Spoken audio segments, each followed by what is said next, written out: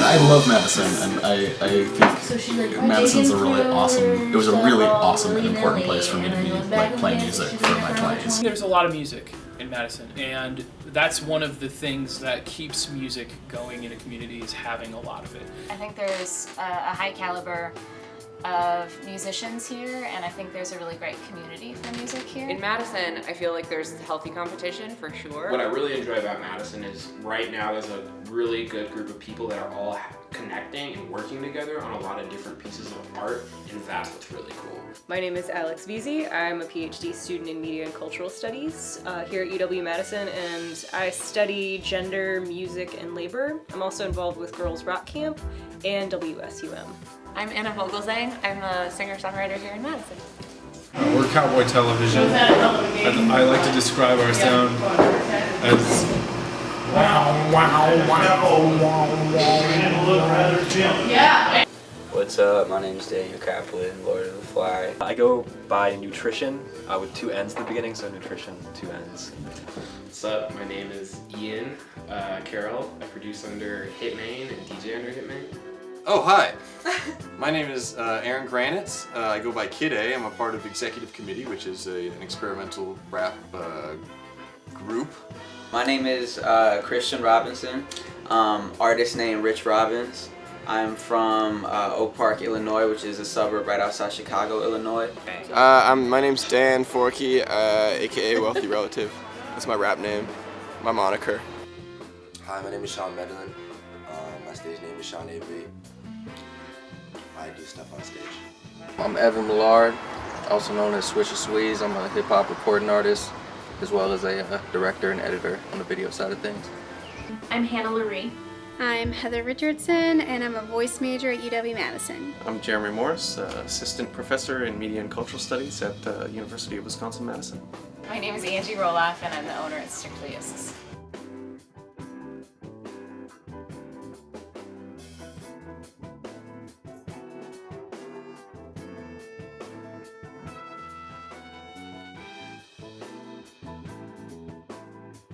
Yeah, I'm from South Florida, West Palm Beach, Florida. I moved up here in 2007 when I graduated high school.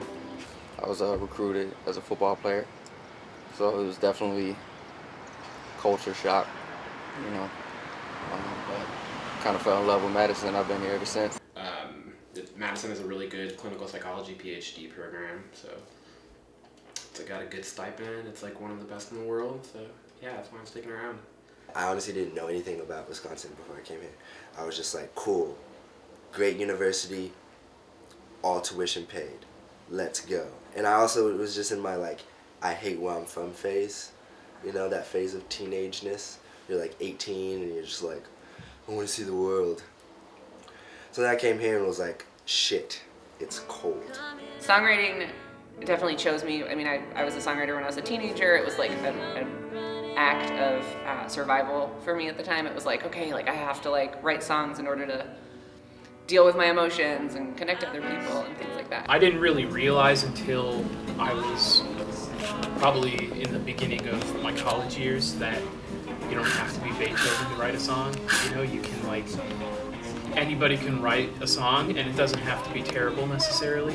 One of my first shows when I was 15 was at an open mic, so I've kind of been a open mic junkie since then. I was 15 when I learned how to, well, when I got my first guitar. I mean, when I was a kid, there were guitars around me, but I never really thought about playing a guitar. But then one day I was 15 and I'm pretty sure like a girlfriend broke up with me and I was living at my parents' house and I was like, I'm gonna play guitar. Like, I'm gonna play some guitar because I don't get a girlfriend. Creative out. Oh, But, you're gonna get yeah, I'm gonna get laid because I have a guitar. That's why I play guitar. Later that day on the very same street, a bearded man he was walking up to me. He asked me to let him inside and he ended it with please. I said, I'm sorry son, you gotta keep moseying down that street. There he went.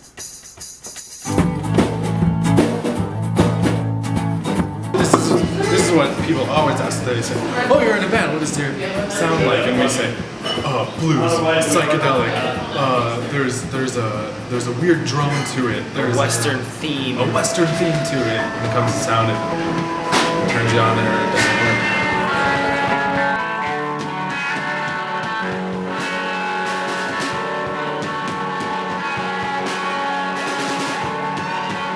I've been writing a lot about the difficulties of being young and brown in America, and I haven't always written about that, but recently, like, that's really been affecting me and really been on my mind. I feel like a lot of like confrontations and a lot of battles happen because people don't communicate enough, and the music allows me to do that. Every kitty till they bleeding on the street. Free or be your scenery. Free for all my enemies. My nightmares only happen in the daytime when I'm wide awake. I tried to fuck with drugs, but they ended fucking me up and away on a layaway. I got paid today, could repent today, but I got shit to say.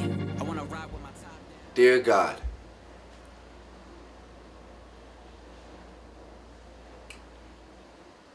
it's David and Goliath for the boys in Metropolis. So much death, the city transit is a train to Necropolis. Every black boy is a David. Anyone can be Goliath. Aiming pistols at the slingless, leaving bodies on the cement, and I don't want to be Mike Brown.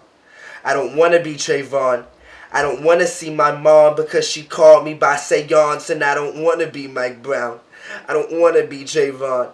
I don't want to see my mom because she called me by seance, and I don't want to be Mike Brown. I don't want to be Trayvon.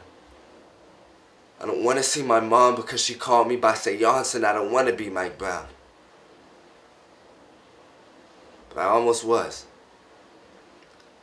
I stared down the barrel of a lawman's gun. A cop pulled us over in the West Side burbs and put his high beams on us as we parked on the curb. Then a voice came loud from the air through a megaphone. Everybody's hands on the headrest. But I was anxious, mind hazy from my nerves, and I never put my hands on the headrest. Gold badge, brown shirt steps to our window. I'm in the back with my black skin, blood froze, cop asks questions. Flashlights cabin, he says we speeded, and we deny it. Then he's by the backseat, looking right at me. Told me put my hands up or he would blast me. White face, black still, whole world stood still. 9mm pistol, the hair from my hairline. Someone in the front seat yelled Sean comply, and I did it, felt a vengeance eating me from inside. Thank God it wasn't me. One less black boy dying in the streets, yeah. Thank God it wasn't me. One less black boy dying in the streets. I'd like to see more rap shows around here. There can be issues a lot of times with the access that hip-hop artists have to different venues and different spaces to perform in Madison.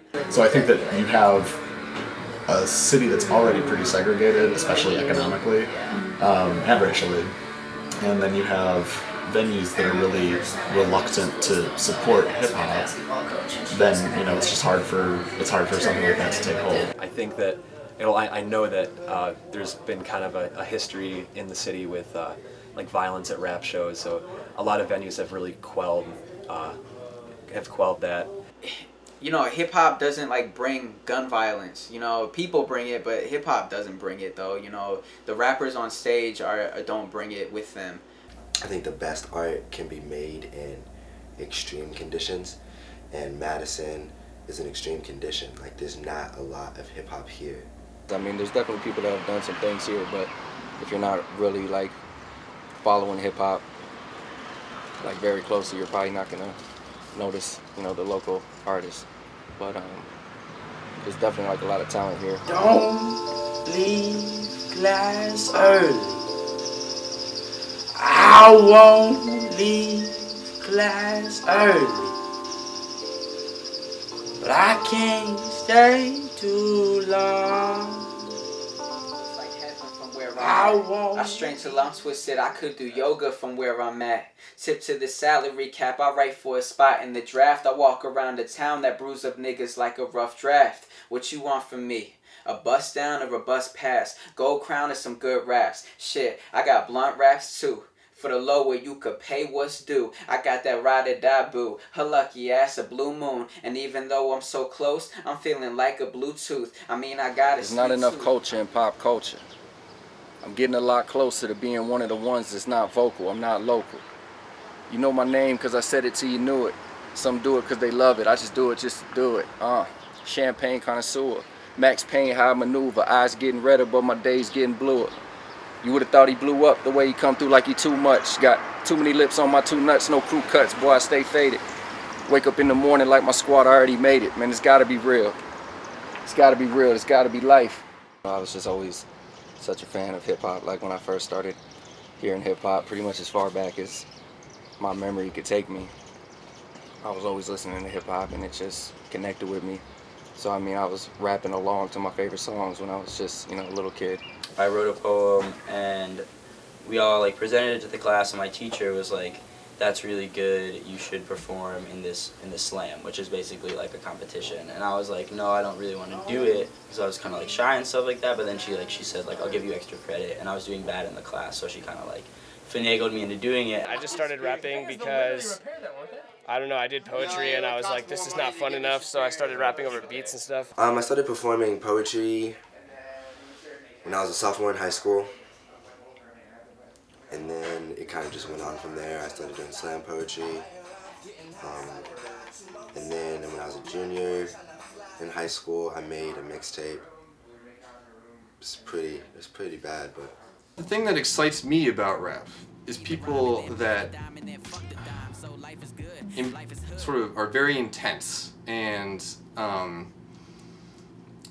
in that sort of aggressively go after their verses almost like they're jumping into a battle and then maneuvering through the music with their verses. Hip hop is so young. It's like, what, like 40, 50 years old. So as a music genre, that is like, it's a baby, compared to rock and roll or compared to the blues or even, kind of R&B. I really loved hip hop, like a lot. I thought that like if we're talking about lyrics, like the way that people would play with words and really kind of that percussive rhythmic sound. I guess I deal a lot with vice and I guess confusion with being existing in general. Virtual person without the earth for more YouTube views and we can like the things that I talk about in my songs are like things that I experience personally and things that I feel and things that I care about. Back off and pop the kombucha in the backpack pocket. Block you walk and I can't stop the call and that phone call that alerted me you never gonna get back up. Never gonna learn that your faults can't catch up. Thursday night, gotta turn the lights off. October taught me how to cry. No rewind, no stop. It rained on the night that you died. I try to avoid being preachy, but the things that I feel like I can say that will affect other people positively in a good way, because otherwise, like, it's cool to make art and it's cool that people appreciate it, but if you're not using it to affect someone around you, like to do something that you think matters or that you think that like will benefit those around you, like I don't really see the point in doing it in the first place. Yeah, that's my main project is Shane Jane right now, which is sort of the original idea of it was supposed to be like 60s girl groups crossed with like early 90s dance music, but it's sort of gradually gotten like, I don't know, more performative or show tunes or whatever. But that's my main project. I mean, I do other things from time to time, but that's I learned the truth at 17, that love was meant for beauty queens. That's why I get more dick than a row of 7th inning ballpark urinals. And I just roll my eyes when those feminists theorize about the so-called male gaze, because they're not pretty. Not pretty. I was going through a time where I was like, I want to do a project that's just like gay, just like I'm a gay man, and that's what this is, gay music from a gay person. I bet you wish you were pretty too, so you could do the things that I get to do, like cut in line and have sex for days. met her in the summer, dated to the winter. She my only lover, I trusted with no rubber. Held her in my arms when times got hard. When she lost her job, when she couldn't find God. I said, baby, you a star, don't turn yourself off. I believe in you, just pray, I'ma help you find your way. Together we better, whether the weather was cold or high. Fucking the licking, we felt it when I would hit the spot. Perfect, at least I thought. I cheated and I got caught. She left me for my homie, now I'm angry and lonely. And when I think about the moments, every single Kodak I My still stuff got your pictures. is like, it's about my life, I guess. Some of it can be really depressing, I think, because I feel depressed a lot of the time. So a lot of it is like music about depression to get over depression. I figured out by the end of college that like angst isn't actually a sustainable business model. So like you can't just write out of like the tragedy of your everyday life. Like if you want to have a decent life, you can, but then you're going to be a tortured artist, and it's like, and you're waiting on something to happen. Whereas like if you have to continue to choose to be a songwriter, you have to make shit up.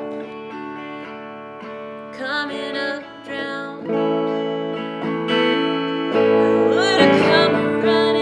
Are there things you do that don't add to your sound that maybe you just do for the aspect of the show? Of course, yeah. Yeah. If you're gonna entertain, you're gonna entertain. Whatever Kurt Cobain said. At some point in time, Ben stands up and just goes like this. Yeah. You know? I might do that.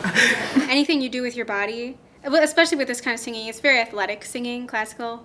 Anything you do with your body, it's going to change your sound. Usually for the better. If you're engaging your whole body, you're probably, because singing involves like your whole core, it's gonna create a different sound. Usually a better one, because you're more energized and you're using your whole body. When you're playing live, it's a whole show. It's a movie. It's a, oh, this is just a soundtrack. Oh, this is what I'm looking at. I want to see someone go fucking nuts up there.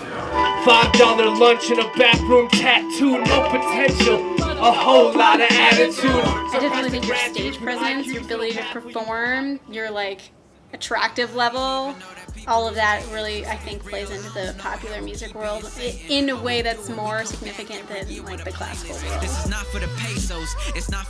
Part of the live music experience is like a pagan sexual thing, and like part of the thrill of live music is going and just having this like visceral, like totemic connection to the person performing. So there's always going to be a sexual thing that's important, and there's always going to be a physical element to live music. To wear seatbelts, walk through the fire, water until our feet melt, dying just to live, praying just to breathe well. And the older I get, the more that feels like, oh, I have to like really want to do this, because there's so much shit involved, and it's so frustrating at points, and it can be really discouraging, that it's really, you have to continue to be like, nope, I really want to do this. It's harder and harder to make any sort of living doing something that involves the arts. There's just less money and less opportunity and less demand, and even when there is demand, just for a variety of reasons, it's become so demonetized, sort of for better or for worse, that like people expect the art that they get to come for free, and there's just a real culture of doing it for free. Don't have to always get paid for it, just as long as people are there and enjoying it. Like, we can give it out for free, really. I think every artist wants to share their music with a lot of people, and whether they say they do it for the money or not, I think anybody who makes any kind of art and likes doing it would like to get paid to do it, or would like to be able to, at the very least, make a living doing it. In all the years I've lived in Madison and now in New York, it's never been like, and then I'll quit my job and finally be a musician. It's just never realistically been, I've never was like, and then I'm going to be a pop star, It's just never crossed my mind that was a possibility. There's a lot of different components to the fact that this is my full-time job. Like, as any musician, I do a lot of different stuff. Like, I produce and work in the studio. I do studio work for some of the studios in town. Like, I'll go in and do vocal parts for them. I teach at Girls Rock Camp, which is an amazing program. And then from Girls Rock Camp, I get private students. So I'll teach voice and guitar and songwriting to kids. I go on tour, I book the tours, I do the publicity for the tours, I write, and then I try to record the songs, and then I like play shows in town. So between like all of those pieces, I totally make a decent living. Well, if music is going to be your career, right, if you don't have other jobs or you don't have other things that are supporting you, then you really need to think about how are you going to sort of work through an industry that no longer is going to rely as much on the sale of discrete recorded commodities. The thing, when you think about some of the sharing services like Spotify and Pandora, those don't translate to revenue in any real way for artists. And so while it's a really great tool to discover new artists, if people only do that and they don't support them financially, then it makes it really difficult for musicians to make a living exclusively being a musician. But the music itself, I feel like, is something that should be free, especially because it's free anyway, because people just download music, So, instead of like fighting against that, I want to just be like, all right, if you're going to download my music anyway, here it is. But let's make like a compromise, artist to audience, come to my shows.